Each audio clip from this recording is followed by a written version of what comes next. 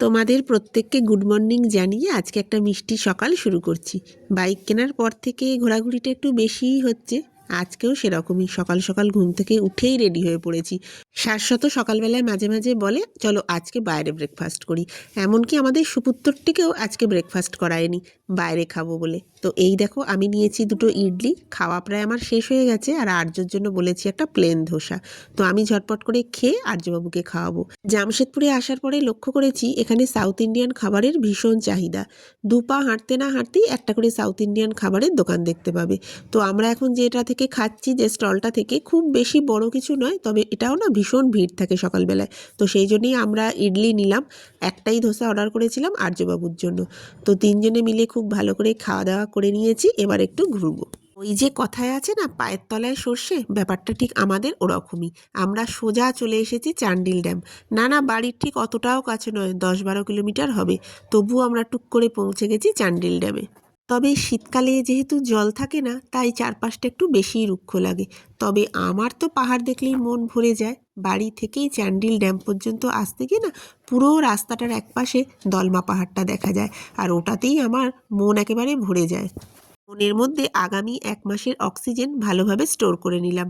আজকে এখানে অনেক বাদাম ভাজা, ছোলা ভাজা বিক্রি হচ্ছিল বটে, তবে আজকে আমাদের পেট ভার বলে সেসব আর কিছু কিনিনি। এরপর ওখান থেকে বেরিয়ে আমরা বাড়ি ফিরেই যাচ্ছিলাম। বাড়ির কাছাকাছি এসে দেখলাম এই স্কুলে আর্ট ওয়ার্কশপ হচ্ছে। আমার আর শাশ্বতর পছন্দের মিল খুবই কম, তবে এই ছবি আঁকার ব্যাপারটায় না আমাদের দুজনেরই ভীষণ মিল। শাশ্বত তো ভীষণ ভালো ছবি আঁকতো, আগে তোমাদের সাথে বেশ কয়েকবার শেয়ার করেছি। তাই এখানে আর না ঢুকে পারলাম না। এখানে শুধু ঢুকেছি তাই নয়, আমরা বেশ অনেকটা সময় এখানে ছিলাম। এটা বিকেল 5টা অবধি চলবে। নানা বয়সের মানুষ নানা থিমের ওপর এঁকে যাচ্ছে। কী যে ভালো লাগছিল দাঁড়িয়ে দেখতে, কি বলবো। গতকালকেও একইভাবে হয়েছে, তো তাদেরও কিছু কিছু ছবি টাঙানো রয়েছে। ভীষণ ভালো লাগলো দেখতে। এটা এখানকার একটা বেশ নামকরা স্কুল, দ্য টেগোর একাডেমি। এখান থেকেই অ্যারেঞ্জ করা হয়েছে।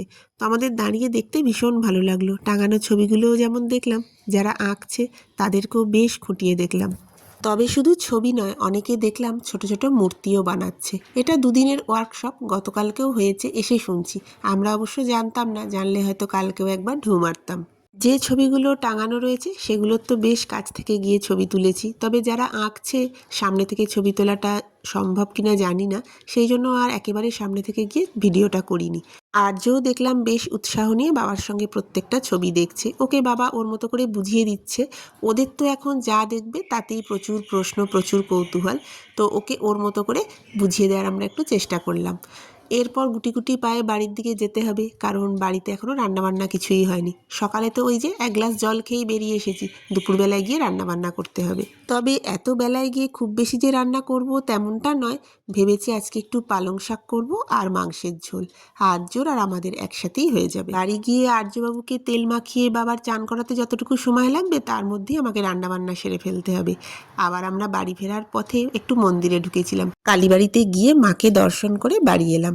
বাড়ি এসেই সোজা রান্নাঘরে। আমার অবশ্য কাটাকুটি সমস্ত জোগাড় করাই ছিল। এসেই পালং শাকটা বসিয়ে দিলাম। আর্যবাবুর চান হয়ে গেলেই ভাত, পালং শাক আর মাংসের ঝোল দিয়ে খেতে দিয়ে দেবো। আমাদের রবিবারের সকালটা ঠিক এভাবেই কেটে গেল।